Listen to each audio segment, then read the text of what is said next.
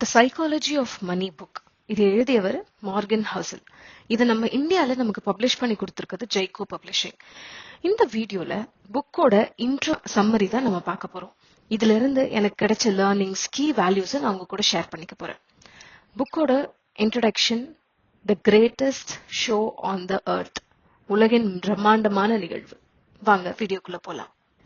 புத்தகத்தின் ஆசிரியர் மார்கன் கல்லூரியில் படிக்கும்போது ஒரு பெரிய ஹோட்டல்ல வேலட் ஆக வேலை பார்த்திருக்கிறார்.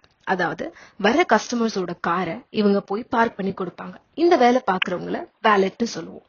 அப்படி வேலை பார்க்கும்போது ஹோட்டலுக்கு அடிக்கடி ஒரு பெரிய பணக்காரர் வராரு.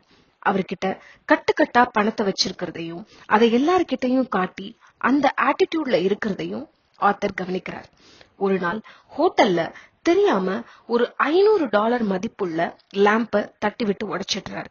மேனேஜர் அவர்கிட்ட போய் அந்த லேம்போட சார்ஜஸ் நீங்க தான் சார் தரணும் அப்படின்னு சொன்னப்போ, என்னது $500?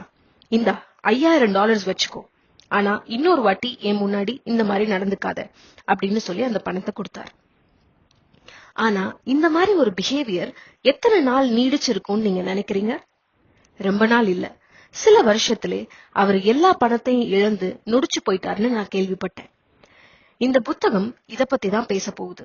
இன்னும் சொல்ல போனா, பணம் சம்பாதிக்க ஸ்மார்ட்னஸை விட நீங்க அந்த பணத்தை எப்படி கையாள போறீங்க அப்படிங்கிறது ரொம்ப முக்கியம். நீங்க எவ்வளவு ஸ்மார்ட்டா இருந்தாலும் இத கத்துக்க பொறுமை வேணும். எவ்வளவு பெரிய அறிவாளியா இருந்தாலும் பணத்துக்கிட்ட தன்னிலைய இழந்தீங்கன்னா கண்டிப்பா நீங்க ரொம்ப நாள் ஜெயிக்க முடியாது.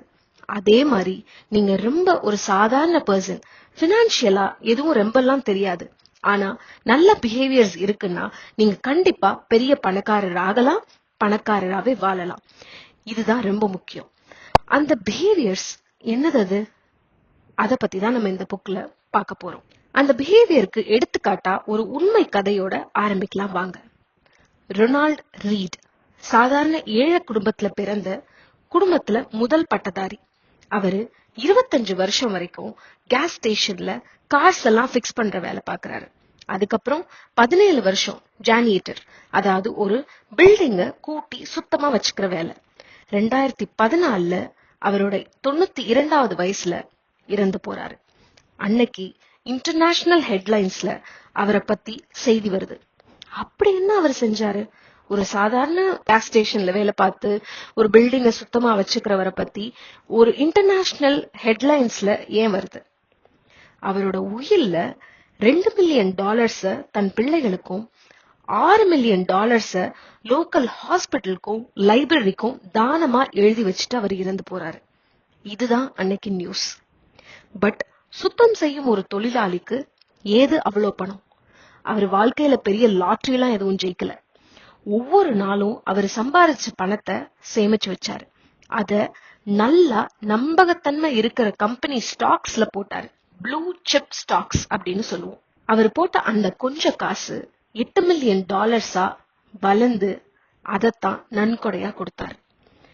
இதே சமயத்துல, நம்ம ரொனால்ட பத்தி பேசிட்டு இருக்க இதே சமயத்துல ரிச்சர்ட் அப்படிங்கிறவரை பத்தினியும் நியூஸ் வருது. ரிச்சர்ட் ஹார்வர்ட்ல MBA படிச்சு பெரிய கம்பெனிக்கு சிஇஓவா இருந்தாரு. 40 வயசுல எல்லாம் போதும் அப்படின்னு ரிட்டையரும் ஆகுறாரு.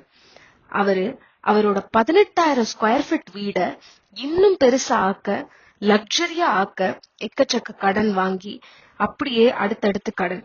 2008 என்கிட்ட ஒரு பைசாவும் இல்லைன்னு பேங்க்ரப்சி அறிவிக்கிறாரு. கடன் எதையும் திருப்பி கட்ட முடியல. அவர் சொத்தெல்லாம் 75% கம்மியான விலைக்கு விற்கப்படுது. இங்க நம்ம கதையில பார்த்த ரொனால்ட் பொறுமையா இருந்து ஜெயிச்சாரு. ஆனா ரிச்சர்ட் ஆசையினால இருக்கிறதுக்கு மேல மேல செலவழிச்சு எல்லாத்தையும் இழந்துட்டாரு. நம்ம மணிய மேக்ஸா பிசிக்ஸா பாக்குறோம், ஆனா அத சைக்காலஜியா பார்க்கணும் அப்படிங்கிறது தான் இந்த புக். இத கத்துக்க இந்த புக்ல மொத்தம் 20 சாப்டர்ஸ் இருக்கு. அடுத்தடுத்த பதிவுகள்ல அதோட சம்மரிய நான் உங்க கூட பகிர்ந்துக்கிறேன். ஆனா இந்த மாதிரி புக்ஸ் எல்லாம் நம்ம வாங்கி என்னைக்கும் ஒரு கைடா யூஸ் பண்ணணும் அப்படிங்கிறது என்னோட பரிந்துரை. தொடர்ந்து இந்த புக்கை பத்தி கேட்க சேனலோட இணைஞ்சிருங்க. நன்றி.